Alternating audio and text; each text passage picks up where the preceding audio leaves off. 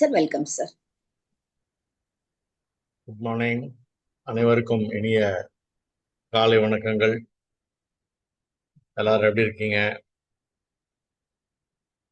நம்ம தொடர்ந்து லீடர்ஷிப் உடைய பல்வேறு தலைப்புகள்ல பேசிக்கிட்டு இருக்கோம். முதல்ல ட்ரையல், அதுல டிசிஷன் மேக்கிங், அடுத்த நாள் செல்ஃப் டிசிப்ளின், செல்ஃப் மோட்டிவேஷன், அதுக்கு பத்தி பார்த்தீங்கன்னா who is a leader, what is leadership, styles of leadership பத்தி பார்த்தோம். கிரியேட்டிங் லீடர்ஸ் பார்த்தோம், விஷன் பில்டிங் பார்த்தோம், ஸ்ட்ராட்டஜிக் திங்கிங் பார்த்தோம், willingness to desire and leader DNA பார்த்தோம், being organized and time management. நேற்று adapt to change and challenges பார்த்தோம். இன்னைக்கு behaviors and situations. So நம்ம இது ஒரு சீக்வன்ஷியலா ஆர்டர் பண்ணி தான் இந்த நிகழ்ச்சியை பண்ணிட்டு இருக்கோம். ஸோ கண்டிப்பா உங்களுக்கு பயனுள்ளதா இருக்கும்னு நினைக்கிறேன். அதாவது நடத்தை மற்றும் சூழ்நிலைகளை கையாளும் விதம், அதை பத்தி தான் நம்ம இன்னைக்கு பேச போறோம். ஸோ தலைமைத்துவம் என்பது ஒரு அதிகாரம் மட்டுமல்ல. மக்கள் ஒவ்வொரு சூழ்நிலையில ஒரு விதமா அவங்க நடந்துப்பாங்க. முன்னுதாரணமா ஒரு தலைவர் அப்படிங்கிறவர் இருக்கணும். முதல்ல அவர் தான் செய்து காட்டணும். நிறைய மாற்றங்கள்லாம் வரும் பொழுது இதை பத்தி எல்லாம் கொஞ்சம் நேற்று பேசிட்டோம். அதோட தொடர்ச்சி மாதிரி கூட நீங்க இதை எடுத்துக்கலாம். அது பிறகு பரிவு மற்றும் புரிதல். இப்போ திடீர்னு ஒரு இம்பார்ட்டன்ட் ஆர்டர் வந்திருக்கு, எல்லாருமே ஒரு 1 hour எக்ஸ்ட்ராவா ஒர்க் பண்ணோம். இனிமே சாட்டர்டே லீவ் கிடையாது, நாலுலேருந்து சாட்டர்டே உண்டுன்னு ஒரு சர்க்குலர் வருதுன்னு வச்சுக்கோங்களேன். நிறைய பேருக்கு நிறைய இடர்பாடுகள் இருக்கும். நிறைய பேர் ஒர்க் ஃப்ரம் ஹோம் பண்ணியிருப்பாங்க, நாளையிலேருந்து நீங்க ஆஃபீஸ்க்கு வரணும் அப்படின்னு சொல்லியிருப்பாங்க. அப்படி பார்க்கும்போது திடீர்னு அந்த சேஞ்சஸ் வருது அப்படின்னு சொன்னா அப்ப என்ன நடக்கும்? அவங்களுடைய எம்பத்தி, பரிவு மற்றும் புரிதல் அப்படின்னு சொல்றாங்க. குழு உறுப்பினர்களுடைய உணர்வுகள் என்ன, அவங்களுடைய தனிப்பட்ட சேலஞ்சஸ் என்ன, அதை நம்ம காது கொடுத்து கேட்டு அதுக்கு கூடுமான வரைக்கும் அதுக்கு ஏதாவது ஒரு தீர்வு அவங்களுக்கு சொல்ல முடியுமான்னு பார்க்கணும். இல்லை இது எல்லாருக்கும் பொதுவானது அப்படின்றத அவங்களுக்கு விளக்கணும். அதுக்கப்புறம் டிசிஷன் மேக்கிங். முக்கியமான குழப்பமான சமயங்கள்ல நம்ம கிட்ட சில தரவுகள் இல்லாம போகும். அப்போ தயக்கமின்றி நம்ம முடிவு எடுக்க வேண்டியிருக்கும்.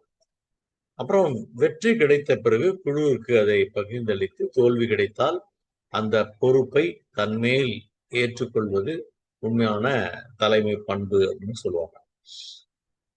கையாள வேண்டிய முக்கியமான சூழ்நிலைகள் என்னென்னலாம் வரும் நீங்க யோசிச்சு பார்த்தீங்கன்னா, மாற்றங்களை நிர்வகித்தல்.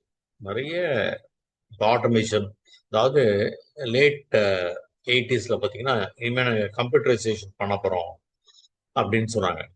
ஸோ உடனே எல்லாரும் எதிர்ப்பு தெரிவிச்சாங்க, அதெல்லாம் இல்லை, கம்ப்யூட்டர் தான் எங்களுக்கு வேலை போயிடும் அப்படி இப்படின்னு சொல்லிட்டு. ஸோ இந்த மாதிரி நிறைய மாற்றங்கள் வரும். நம்ம நேற்று கூட அதை பத்தி சொன்னோம். ஏஐ நிறைய நிறுவனங்கள்ல வந்துருச்சு, ஆட்டோமேஷன் வந்துருச்சு, இது மாதிரிலாம் நம்ம சொல்லியிருக்கோம். ஸோ அது இல்லாமல் இப்போ ஆன்லைன் பிஸ்னஸ் வரும்போது டைரக்ட் பிஸ்னஸ்லாம் பாதிக்குது. அப்போ அந்த குழுவிற்குள்ள இருக்கக்கூடிய ஒரு கருத்து வேறுபாடு இருக்கும், அந்த கான்ஃபிளிக்ட், அது ஒருதலை பட்சமா இருக்கிறதுக்கு வாய்ப்பு இருக்கு. அதை நடுநிலையா இருந்து சுமூகமான தீர்வு, அதாவது ஒரு congenial and acceptable and nice solution we have to provide. அப்போ ஒரு கிரைசிஸ் ஒன்று ஏற்படும் அந்த இடத்துல, தொழில் இழப்பு ஏற்படலாம். அவசர காலங்கள்ல இப்போ கொரோனா பீரியட் மாதிரி ஒன்று வந்தது, கூட வார் லாக்டவுன் வரலான்னு சொன்னாங்க, நல்ல வேலைக்கு வரல. சில கண்ட்ரீஸ்ல வார் லாக்டவுன் வந்திருக்கு. ஸோ அந்த நிதானத்தை இழக்காமல் நம்ம எப்படி குழுவை வழி நடத்துவது. அப்புறம் திறமை மற்றும் குறைவான செயல்பாடுகள். இப்போ ஒருத்தர் சரியா வேலை பண்ணல, இப்ப நம்ம 3 விதமான எதிர்பார்ப்பு இருக்கும். ஒன்று எக்ஸ்பெக்டேஷன் அப்படின்னு சொல்றோம் இல்லையா, எக்ஸாக்ட்லி ஆஸ் பர் அவர் எக்ஸ்பெக்டேஷன். சில பேர் லெஸ் தேன், சில பேர் மோர் தேன். இப்போ கம்மியா வேலை செய்யறாரு அப்படின்னா அவரை தண்டிக்கலாம், உடனே வேலையை விட்டு நீக்கலாம், இதெல்லாம் ரொம்ப ஈஸி. அது மட்டும் இல்லாம அவரை கூப்பிட்டு பேசணும், என்னப்பா உனக்கு ப்ராப்ளம், வாட் இஸ் ப்ராப்ளம், ஏன் இவ்வளவு நாள் நல்லா பெர்ஃபார்ம் பண்ணியிருந்தே இப்ப திடீர்னு உனக்கு என்ன பிரச்சனை ஆயிடுச்சு அப்படின்னு கேட்கும் பொழுது அவர் என்ன சொல்லுவாரு? அவர் வீட்டுல இருக்கிற ஒரு பிரச்சனையை சொல்லுவாரு. ஒருவேளை அவருக்கு ஏதாவது ஒரு விஷயம் தெரியாம இருக்கலாம், அவருக்கு ஒரு பயிற்சியோ ஒரு ஆலோசனையோ அந்த இடத்துல தேவைப்படலாம். அதை நம்ம அவருக்கு கொடுக்குறோம். சைக்கலாஜிக்கல் பெர்ஸ்பெக்டிவ்ல இருந்து பார்க்கும் பொழுது தோல்விகளை வந்து கற்றலுக்காக வாய்ப்பாக பயன்படுத்துகிறார்களா அப்படின்னு ஒரு தலைவர் பார்க்க வேண்டியிருக்கு. எமோஷனல் அந்த ஒரு ஆங்கிள் பார்க்கும் பொழுது எல்லாருடைய உணர்ச்சிகளையும் அவர் கையாள வேண்டிய ஒரு சூழ்நிலை. உளவியல் ரீதியாக பார்க்கும் பொழுது குழு உறுப்பினர்கள் பயமின்றி தங்களுடைய கருத்துக்களை குழுவில் பகிர்றாங்களா அப்படிங்கிறத நம்ம பார்க்கணும். இப்போ என்னென்ன மாதிரி பிஹேவியர்ஸ்லாம் வரத்துக்கு வாய்ப்பு இருக்கு அப்படின்னு பார்த்தீங்கன்னா, ஒரு தனி மனிதன் இருக்கான் இல்லையா, ஒரு இண்டிவிஜுவல் பிஹேவியர் அண்ட் குரூப் பிஹேவியர்னு இருக்கும். இண்டிவிஜுவல் பிஹேவியர் அப்படின்னா, ஒரு இடத்துல ஒரு பிரச்சனை வருது அப்படின்னா, அங்க ஒன்றும் அவர் பெருசா சண்டையெல்லாம் போட மாட்டாரு. 2 வாட்டி எதிர்த்து கேட்பாரு. என்னங்க இப்படி பண்றீங்க? பார்த்து போடக்கூடாதா? அப்படின்னு கடைக்காரர்கிட்ட பேசுவார். என்னங்க டாக்ஸ்லாம் தப்பா போட்டிருக்கீங்க அப்படிம்பாரு. இதே வந்து ஒரு பஸ்ல பயணம் பண்ணிட்டு இருக்காங்க, கண்டக்டர் ஒரு மிஸ்பிஹேவ் பண்றாரு. அப்படிங்கும் பொழுது ஒருத்தர் சண்டை போட்டோன்னா எல்லாரும் சேர்ந்து வந்துடுறாங்க. அந்த மாப் அப்படிம்பாங்க. அதை எப்படி கையாளுவது? இது வந்து ஃபேக்டரியிலையும் it is quite possible. Let us say அந்த கேண்டீன்ல நீ கொடுத்துருக்கிற ஃபுட்டு சரியில்லை. இப்போ ஒரு தனி மனிதர் ஒரு ஹோட்டல்ல சாப்பிட்றாருன்னா அவர் சர்வரை கூப்பிட்டு சொல்லுவார், இதில் எடுத்துன்னு போ, வேற எடுத்துட்டு வா அப்படிம்பார். இப்போ ஒரு கேண்டீன், காலேஜ் ஆஃபீஸ் கேண்டீன்ல அப்படின்னு சொன்னாக்கா என்ன பண்ணுவாங்கன்னா எல்லாரும் சேர்ந்து யூனியன்ல எல்லாம் போய் முறையிட்டு யூனியன் ஆட்கள்லாம் போய் அந்த நிர்வாகத்தோடையோ இல்லை அந்த கேண்டீன் நடத்தக்கூடிய ஆட்கள்கிட்டயோ என்னவா நீ சாப்பாடு கொடுக்குற, என்ன நினைச்சிட்டு இருக்க அப்படி இப்படின்னு சொல்லிட்டு அந்த ஒரு குரூப் பிஹேவியர் அப்படிங்கிறது எப்பவுமே அந்த சூழலையே மாத்திருவாங்க. ஸோ அவனோட நடத்தை அப்படிங்கிறது எப்படின்னா, தனி நபரா இருக்கும்போது ஒரு மாதிரி இருக்கும், குரூப்பா இருக்கும்போது அவனோட நடத்தை வந்து மாறிடும். ஸோ இந்த செயல்பாடுகளை எது தீர்மானிக்கிறது, எப்படி தீர்மானிக்கப்படுகிறது, அதை நாம எப்படி கையாளணும். ஒரு நபருடைய நடத்தை அல்லது குணம் அப்படிங்கிறது அந்த சூழ்நிலையை பொறுத்து அது மாறும். எப்பவுமே கரெக்டா போயிட்டு கரெக்டா இருப்பாரு. நீங்க நல்லா இருந்தா நானும் நல்லவனா இருப்பேன், நீ கெட்டவனா இருந்தா நானும் கெட்டவனா இருப்பேன் அப்படின்லாம் பேசுவாங்க இல்லையா, நீங்க பார்த்திருப்பீங்க. சோ அந்த சில இடங்களில் அமைதியாகவும் சில இடங்களில் கோபமாகவும் அவர் இருக்கார். ஏன் அப்படி இருக்காரு அப்படிங்கிறதுக்கு பாத்தீங்கன்னா அந்த சிச்சுவேஷன் தான் அதுக்கு ரீசன். அவர் ஒன்றும் ரீசன் கிடையாது. அதுக்கு நம்ம நல்லா புரிஞ்சுக்கணும். Is not the reason. Is normally a very nice guy. It doesn't create any problems. But the situation demands like that. இதை வந்து என்னன்னா ஒரு அலுவலக சூழல் வர்சஸ் குடும்ப சூழல் நீங்க எடுத்துக்கலாம். ஒரு ஃபேமிலியில ரொம்ப ப்ராப்ளம் இருக்கு, அந்த பிரச்சனையோடய அவர் வர்றார் ஆஃபீஸ்க்கு. அப்ப அந்த கோவத்தெல்லாம் அவர் யார் மேல காட்டுவார்? ஒரு வங்கியில பணிபுரியவர்னு வச்சுக்கோங்களேன், அந்த கோவத்தெல்லாம் கஸ்டமர் மேல காட்டுவார். ஒரு ஃபேக்டரியில ஒர்க் பண்றவராக தான் என்ன பண்ணுவார், மிஷினை வந்து ரஃபா ஹேண்டில் பண்ணுவார். இல்ல பக்கத்துல இருக்கிற ஒரு சூப்பர்வைசர் கிட்ட சத்தம் போடுவார், என்னங்க மிஷின் மீட்டனே பண்ணல, போன ஷிஃப்ட் வந்தான் ஒழுங்காவே வச்சுக்காம போயிட்டான், அப்படி இப்படின்ட்டு ஆரம்பிச்சிருவார். ஸோ ஒரு நபர் வெவ்வேறு இடங்களில் வெவ்வேறு விதமாக நடந்து கொள்வார்கள்ங்கிறத நம்ம புரிஞ்சுக்கணும். இப்ப நம்ம பிள்ளைங்களே பாருங்களேன், நம்ம வீட்டுல ஃப்ரீயா இருப்பாங்க, நீங்க அவங்கள நம்ம ரிலேட்டிவ் வீட்டுக்கு கூட்டிட்டு போங்க, சில குழந்தை எங்க போனாலும் ஒரே மாதிரி இருக்கும், அவங்க வீட்டு ஃப்ரிட்ஜ் எல்லாம் போய் திறக்கும். அப்போ நம்ம இங்கேருந்து ஒரு கண்ணு கொடுப்போம், காட்டுவாங்க, அப்போட அவன் கண்டுக்க மாட்டான் அந்த குழந்தை. சில பேர் கண்ணை காமிச்சாலே டக்குன்னு ஓடி வந்துருவான். அப்புறம் சில பேர் வந்து அவங்க சாக்லேட் கொடுப்பாங்க குழந்தைக்கு, உடனே அது அம்மாவை பார்க்கும் அப்பாவை பார்க்கும், வாங்கிட்டோமா அப்படின்ட்டு, பரவாயில்ல வாங்கிக்கோ, மாமா தானே கொடுக்குறாரு அப்படின்னு. இல்ல தட்டுல கொண்டு வந்து நீட்டினாங்கன்னா அப்படியே அள்ளிக்கும் சில குழந்தைங்க. சில குழந்தைங்க ரொம்ப நாசுக்கா ஒன்னே ஒன்று எடுத்துக்கும். இந்த மனநிலை பெரியவர்களுக்கும் கண்டிப்பா உண்டு. அவங்க எப்படி பிஹேவ் பண்றாங்க, தனியா இருக்கும்போது எப்படி பிஹேவ் பண்றாங்க, அங்க இருக்கிற ஒரு கட்டுப்பாடு விதிகள் எப்படி இருக்கு, அதை யோசிச்சுதான் அவங்க முடிப்பாங்க. இப்ப பள்ளிக்கூடத்தெல்லாம் பாத்தீங்கன்னா கிளாஸ் ரூம்ல பின்னாடி ஒருத்தர் உட்காந்துருப்பான், ஏன்னு கத்துவான், எல்லா பள்ளியும் ஏன்னு கத்துவான். யாரா ஏன்னு கத்தினதுன்னு டீச்சர் கேட்பார். யார் கத்தினானே தெரியாது, எவ்வளோ ஒருத்தன் கத்திருப்பான், எல்லா பயிலும் கத்திருப்பான். ஒரு சாக்பீஸ் எடுத்து போர்டு மேல அடிப்பான், டீச்சர் மேல அடிப்பான். நிறைய பேர் பண்றாங்க. அந்த கார்பரேஷன் ஸ்கூல்ஸ்லாம் நீங்க போய் பாருங்க. பிரைவேட் ஸ்கூல்ஸ்ல ரொம்ப பனிஷ்மெண்ட் சிவியரா இருக்கும். கவர்மெண்ட் ஸ்கூல்ஸ்ல யார் என்ன பண்ணாங்கன்னே தெரியாது. ஸோ இத மாதிரி வந்து நிறுவனங்கள்லயுமே அரசியல் நிறுவனங்கள், தனியார் நிறுவனங்கள், அதே கார்பரேட் நிறுவனங்கள், ஒரு நிறுவனத்துக்கு ஏற்ற மாதிரி ஒரு கலாச்சாரம் ஆர்கனைசேஷன் கல்ச்சர்னாங்க. ஸோ அந்த இடத்துல இவருடைய பிஹேவியர் எப்படி இருக்கு. சில பேர் ரொம்ப காஃபியே குடிச்சிருக்காங்கன்னா அந்த காஃபி மிஷினை தூக்கிடுவான், அவன் டேபிளுக்கே போய் ஒரு ஒரு காஃபி அதெல்லாம் 11 மணிக்கு ஒன்று, 3 மணி ஒன்று, அவ்வளவுதான். இனிமே காஃபி எல்லாம் கிடையாது. 6 மணிக்கு மேல அவன் பாட்டுக்கு இஷ்டத்துக்கு உட்காந்து பர்சனல் ஒர்க் எல்லாம் பண்ணிட்டு இருப்பான். உடனே ஏசி எல்லாம் கிட்டிக்கிட்டு ஆஃப் பண்ணிடுவாங்க. ஆட்டோமேட்டிக்கா ஒர்க்கை முடிச்சுட்டு அவன் பாட்டுக்கு கிளம்ப வேண்டியதான். ஸோ அது தனியாளாக இருக்கும் பொழுது செய்யறத விட குழுவாக இருக்கும் பொழுது அவன் வேற மாதிரி பிஹேவ் பண்றான். ஒரு படத்துல கூட காட்டுவாங்க. ஒரு மீரா ஜாஸ்மின் விஷால் படத்துல அந்த பொண்ணு என்ன பண்ணும், படத்தை நிறுத்தின உடனே படத்தா போடுறான் அப்படின்னு சொல்லி கத்தும். அந்த பொண்ணோடா இந்த பொண்ணு வீட்டுல அப்படியே பதுசா சாதுவா இருக்கு, தியேட்டர்ல போய் இப்படி பிஹேவ் பண்ணுது அப்படி. எதுக்காக உங்களுக்கு இந்த சினிமா காட்சி எல்லாம் சொல்றேன்னா, நீங்க பார்த்துருப்பீங்க. Immediately you can actually recall. So அந்த சூழல் தரக்கூடிய அழுத்தம், அது ஸ்டிமுலஸ் சொல்லுவாங்க. அதற்கு நாம் காட்டக்கூடிய எதிர்வினை ரெஸ்பான்ஸ்.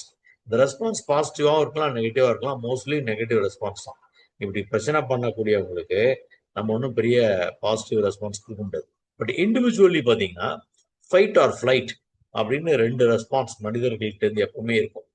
உதாரணத்துக்கு உங்களை ஒரு நாய் துரத்துதுங்க. ஒரு நாய் துரத்துது அப்படின்னு சொன்னா ஒருத்தர் என்ன பண்ணுவாரு, கிருன்னு ஓடி போயிடுவார் பைக் எடுத்துட்டு. இன்னொருத்தர் என்ன பண்ணுவாரு, நாயை பத்திலாம் அவருக்கு பயம் கிடையாது. வண்டி அப்படி நிறுத்திட்டு இவரே அந்த நாய்க்கு ஒரு புது பேர் வைப்பாரு. ராமு சுப் அப்படின்னு ஒன்னா அப்படியே அமைதியாயிடுது நாய். அவர் பாட்டு இவர் பாட்டுக்கு நிதானமா போயிட்டு இருப்பார். அந்த சூழ்நிலையில ஃபைட், எதிர்த்தா மாதிரி நின்று அந்த சவாலை சந்திப்பது. இல்லைன்னா ஒரு செயினை பிடுங்கிறதுக்கு ஒருத்தன் வரான், அவனையே அடிக்கக்கூடிய பெண்கள் இருப்பாங்க. இல்ல செயினை பறி கொடுத்துட்டு ஐயோ ஐயோ பிடிங்க பிடிங்க பிடிங்கன்னு கத்துறவங்களும் இருப்பாங்க. ஸோ அந்த ஃபைட் ஆர் ஃபிளைட் 2 விதமான ஒரு நிலைமையும் இருப்பதுக்கான வாய்ப்பு இருக்கு. அந்த நேர்மறை சூழலை நம்ம முதல்ல உருவாக்கணும். Creating A positive environment in a working situation. பாதுகாப்பான உணர்வை நம்ம கொடுக்கணும். நீங்க ஒன்றும் கவலைப்படாதீங்க, கம்ப்யூட்டர் வந்தாலும் ஏஐ வந்தாலும் உங்களுக்கு ஒன்றும் நான் ரிமூவ் பண்ண மாட்டேன். நீங்க மேல மேல உங்களை திறன்களை வளர்த்துக்கோங்க. ஸோ அவங்களோட திறன்மைகளை ஊக்குவிக்கும் களமாக நம்மளோட களம் மாறும். ஸோ ஒரு தலைவர் மேலாளர் என்ன பண்றாரு, அந்த சிறந்த சூழ்நிலையை உருவாக்கி அங்குள்ள மனிதர்களுடைய நடத்தை தானாகவே ஆக்கப்பூர்வமா மாறுற மாதிரி அவர் is able to do it. அவர்கிட்ட அந்த ஒரு விதை இருக்கு, ஒரு மெஜிஷியனா அவர் மாறுறார். நடத்தையை மாற்றி சூழ்நிலைக்கு ஏற்ப மாற்றுவதற்கு ஒருவரை தவறு என்று சொல்வதை விட அவர் ஏன் அப்படி செய்கிறார் என்ற சூழ்நிலையை புரிந்து கொள்வதுதான் சிறந்த தலைமை பண்புன்னு சொல்றாங்க. இதுல குறிப்பா நம்ம பார்க்க வேண்டியது என்னன்னா, இந்த ஹேர்ட் மென்டாலிட்டின்னு சொல்லுவாங்க. ஹேர்ட் மென்டாலிட்டி அப்படிங்கிறது மந்தை மனநிலை. மந்தை மனநிலைன்றது என்னன்னா, இப்போ ஒரு படத்துக்கு நீங்க போறீங்க, ரொம்ப நல்ல படம்னு சொல்லி பயங்கரமா ஆயிட்டு கொடுத்துருக்காங்க, முன்னாடியே அட்வர்டைஸ்மெண்ட்லாம் கொடுத்துருக்கான், அதெல்லாம் போட்டிருக்கான். அண்டு சில பேர் ரிவ்யூலாம் கூட படிச்சிருப்பாங்க. அந்த படம் ஃபர்ஸ்ட் டே ஃபர்ஸ்ட் ஷோ பார்த்த உடனே நீங்க போறீங்க, தியேட்டரே காலியா இருக்கு. நம்ம தப்பான முடிவு எடுத்துட்டோமோ, ஏன்னா யாரையுமே காணோம், நம்ம மட்டும் தான் உட்காந்துருக்கோம் அப்படின்னு சொல்லிட்டு நீங்க ஏந்து வரத்துக்கு வாய்ப்பு இருக்கு. இல்ல பணம் கட்டிட்டோம் பரவாயில்ல, முழுசா உட்காந்து படத்தை பார்க்கலாம் அப்படின்னு நம்ம முடிவு பண்றதுக்கும் வாய்ப்பு இருக்கு. ஸோ இந்த ஹர்ட் மென்டாலிட்டி அப்படின்னா, இது ஹோட்டல்ஸ்லேயே நம்ம அப்படி பண்ணுவோம். ஹோட்டல்ல போறோம், ஹோட்டலே காலியா இருக்கு. ஐயோ தப்பான ஹோட்டல் வந்துட்டோம் போலுக்கு, அவனையுமே இங்க காணாமே வேண்டாம். அதுக்கேற்ற மாதிரியே அவன் என்ன பண்ணுவான், கேஸ்லாம் இல்லை சார், இன்னைக்கு தோசை கிடையாது, பூரி கிடையாது, ஒரு சப்பாத்தி பரோட்டா இட்லி உப்புமா பொங்கல் தான் சார் அப்படின்றான். அப்போ நம்ம என்ன பண்ணுவோம், சரி வா நம்ம வேற இடத்துக்கு போகலாம். ஸோ அந்த குழு மனப்பான்மை, எல்லாருமே கிளம்பி கிளம்பி போயிட்டே இருக்காங்க, நம்மளும் கிளம்பிடலாம் அப்படின்னு தோணும். ஸோ அந்த ஹேர்டு மென்டாலிட்டின்றது என்னன்னா, ஒருத்தர் அப்படி செய்யும் பொழுது இன்னொருத்தரும் அதே மாதிரியே செய்யக்கூடிய ஒரு சூழ்நிலை உருவாகிறது. அப்போ ஒருத்தன் இன்னொருத்தனை கெடுத்து விட்டுறான். அப்போ அவனுடைய நடத்தை, சுயமான நடத்தை, உண்மையான நடத்தை அந்த இடத்துல மாறி என்னவா மாறுது, ஒரு வித்தியாசமான மனநிலை, அது குழு மனநிலைக்கு அவன் போயிடுறான். இந்த ஹேர்டு மென்டாலிட்டி, மந்தை மனப்பான்மை. மந்தைன்றது ஏன் சொல்றோம்னா, ஒரு ஆடு தனியாலாம் போகாது, அப்படியே மொத்தமா போகும். நீங்க டிராபிக் உங்க கார் ஏத்த மாதிரி வருதுன்னா பாத்தீங்கன்னா, டக்குனு உங்களால ஒரு ஆடை விரட்டிட்டுன்னா போயிட முடியும். கும்பலா வருது, உங்களால எல்லாத்தையும் அது அது கிளம்பி நம்மளை கிராஸ் பண்ற வரைக்கும் நம்ம ஓரமா வெயிட் பண்ணோம். இது சில மலைப்பாங்கான இடங்கள்ல யானை கூட அப்படிதான் தனியா வராது, கூட்டம் கூட்டமா வரும். இப்படித்தான் மனிதர்கள். மனிதர்களுடைய நடத்தை என்பது, அவர் தனியா விட்டீங்கன்னா இஸ் த பெஸ்ட், கூட்டமா விட்டீங்கன்னா அந்த கூட்டத்துடைய மனப்பாங்கு, கூட்டத்துடைய ஒரு செய்கைகள், அந்த கூட்டத்துடைய கோபம், இல்ல கூட்டத்துடைய சந்தோஷம் எல்லாமே இவரையும் பாதிக்கும். இவரும் ஜாயின் பண்ணிடுவார். இவரும் அதுல ஒன்னா கலந்து, ஜோதியில கலந்து விதவிதமா வந்து பிஹேவ் பண்ணுவாரு. அதை எப்படி ஒரு நிர்வாகம் எப்படி சமாளிக்குது, ஒரு தலைவர் எப்படி சமாளிக்குது? சார் நாலுல இருந்து அங்க கைதுலாம் போட முடியாது சார். திடீர்னு ஒரு நிறுவனத்துல ஸ்ட்ரைக்லாம் வருது பாத்தீங்களா? இது வந்து ஒருத்தன் ஸ்டார்ட் பண்ணிருப்பான். ஸோ இதுக்கு சப்போர்ட் பண்றதுக்குன்னு ஒரு குரூப் இருக்கும். அப்போஸ் பண்றது இதில் நான் பாட்டுக்கு என் வேலையை பார்க்குறேன் உள்ள போறேன் சார் அப்படின்ட்டுருவான். ஒரு 2 சினிமாவில் கூட காமிச்சிருப்பான். அங்கேருந்து டக்குன்னு ஓனரே வருவார். அவர் தான் ஹீரோ. பாருங்க, உங்களுக்கு எல்லாருக்கும் ஒன்றும் ப்ராப்ளம் கிடையாது. நீங்க எல்லாரும் நேரம் போய் உள்ள வேலை பாருங்க. மேனேஜ்மெண்ட் கிட்ட நான் பேசி உங்களுக்கு ஆக வேண்டியதை செய்கிறேன். ஒழுங்கா செய்யணும்னா அவன் அப்படி டக்குன்னு கலைஞ்சு போய் வேலையை தொடங்கிடுவான். இது ரொம்ப சுமூகமா இந்த மாதிரி முடியறக்கூடிய இண்டஸ்ட்ரியல் ரிலேஷன்ஸ்லாம் கிடையாது. அப்புறம் ரவுண்ட் ரவுண்டா பேச்சுவார்த்தை நடந்துகிட்டே இருக்கும். அவன் புது புது டிமாண்டா வைப்பான். எதுக்கு பிரச்சனை ஆரம்பிச்சானோ அந்த பிரச்சனையை விட்டுட்டு வேற வேற பிரச்சனையெல்லாம் டிஸ்கஸ் பண்ணுவாங்க. பர்பா, இப்ப எதுக்காக நீ முதல்ல ஸ்ட்ரைக் பண்ற? எதுக்காக முதல்ல நீ ஷாப் வந்து டூல் டவுன் ஸ்ட்ரைக் பண்ண? எதுக்காக நீ வேலையை நிப்பாட்டின அப்படின்னு கேட்கும் பொழுது அவன் ஒரு முக்கியமான பிரச்சனை சொல்றாங்க. சேலரி ரிவைஸே பண்ணல, கேன்டீனே சரியில்லை அப்படின்னு. கேன்டீனே சரியில்லைன்னா நம்ம வந்து we can consider, okay next contractor கூப்பிடலாம், ஒரு 3 கொடேஷன் வாங்கலாம், கேன்டீனை நம்ம வந்து மாத்தலாம். இப்போ வந்து எங்களுக்கு எல்லாம் ஃபுட்டே கிடைக்க மாட்டேங்குது, சீக்கிரம் சீக்கிரம் முடிச்சிடறான், கம்மியா தான் சமைக்கிறான் அப்படின்னா திருப்பி அவனை கூப்பிட்டு பேசலாம். இதுவே வந்து சம்பள பிரச்சனை அப்படின்னு சொன்னா செக்ஷன் 12 அது இதுன்னு சொல்லி இருக்கு. ஸோ அவங்களோட யூனியனோட உட்காந்து பேசி ஒரு ரவுண்ட்ல முடியாது, 8 வாட்டி 9 வாட்டி பேசுவாங்க. அப்ப அவன் சொல்றத நம்ம புரிஞ்சுக்கணும். அது எடுத்துட்டு போய் நம்ம மேனேஜ்மெண்ட் கிட்ட சொல்லணும்.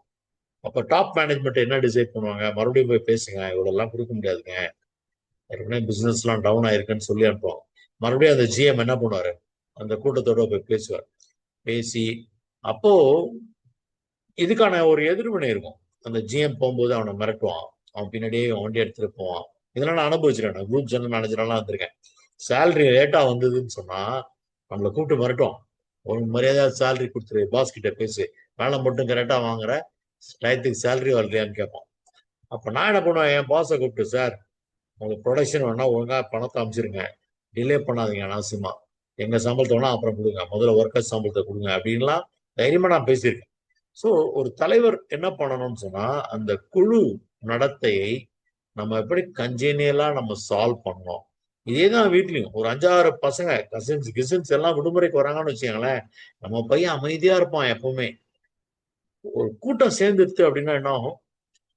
அமக்கலம் பண்ணுவாங்க. இதை போட்டு அங்க தூக்கும், அதை போட்டு இங்க உடைப்பான். சாப்பாட்டுக்குமே ஒரு இட்லி சாப்பிட்டு நம்ம வீட்டு பையன் 3 இட்லி எல்லாம் சாப்பிடுவான். எனக்கும் கொண்டா, ஒன் மோர் அப்படின்றான். ஏய் என்னடா சத்திரமா சாவடியாடா, ஏன்னா மேல மேல கேட்டுட்டே இருக்கீங்க அப்படின்ட்டு. பிஸ்கட் டப்பாவெல்லாம் மேல ஏறி, இது மேல ஏறி, அது மேல ஏறி உருட்டி, விளையாட்டு சாமான்லாம் எடுத்து உருட்டி மொத்தமே வீடை ரணகலம் பண்ணிடுவானுங்க அந்த ஒரு மணி நேரத்துல. அவன் கலையும் போறதுக்குள்ள அந்த வீட்டு அம்மாவுக்கு வீட்டை சரி பண்றதுக்குள்ள போரும் ஆயிடும். ஸோ இந்த குழு நடத்தை, தனிநபர் நடத்தை, இது வந்து சூழலுக்கு ஏற்ற மாறுகிறது. நடத்தை என்பதுல எதுவுமே பிக்சட் எதுவுமே கிடையாது. அந்த நேரத்துல அவருக்கு மனசுல என்ன தோணுதோ அதுக்கேற்ற நடத்தை தான், அந்த மனப்பாங்குக்கு ஏற்ற நடத்தை, நடத்தைக்கு ஏற்ற ஒரு ரிசல்ட். நம்ம ரிசல்ட்டை மனசுல வச்சுட்டு நடத்தை வரணும்னா முடியாது. ஸோ நடத்தை திடீர்னு எப்படி வேணா மாறலாம். அந்த அந்த நடக்கும் பொழுது அவர்களை எப்படி சமாளிப்பது, சூழலை எப்படி சமாளிப்பது, அந்த நடத்தையை எப்படி சமாளிப்பது என்று நம்ம பார்க்க வேண்டும். இந்த அளவுல இந்த டாபிக் நம்ம வந்து முடிச்சுக்கலாம். உங்களுக்கு புரிஞ்சிருக்கும்னு நினைக்கிறேன். பல்வேறு உதாரணங்கள் நான் சொல்லியிருக்கேன். கண்டிப்பா வந்து இன்னும் கொஞ்சம் நமக்கு டைம் இருக்கிற பெரிய செஷனா இருந்தா இதுக்கான வீடியோ அந்த மாதிரிலாம் போட்டு நம்ம எக்ஸ்பிளைன் பண்ணலாம். இப்போ கொஞ்சம் நம்ம ஓரலாக தான் பேசிட்டு இருக்கோம். But definitely all of you are very learner. நம்ம வழக்கமான அந்த 13-14 பேர் இருக்கோம். ஸோ டெஃபினட்டாக நீங்கள் கவனிச்சுட்டே தான் வரீங்க, உங்களுக்கு ஈஸியாக புரியும். Thank you very much. நாளைக்கு வேற ஒரு தலைப்போடு சந்திப்போம். அதுவரை உங்களிடமிருந்து விடைபெறுவது உங்களுடைய நண்பன் Balasandilyan. Over to Kalai Selvi madam.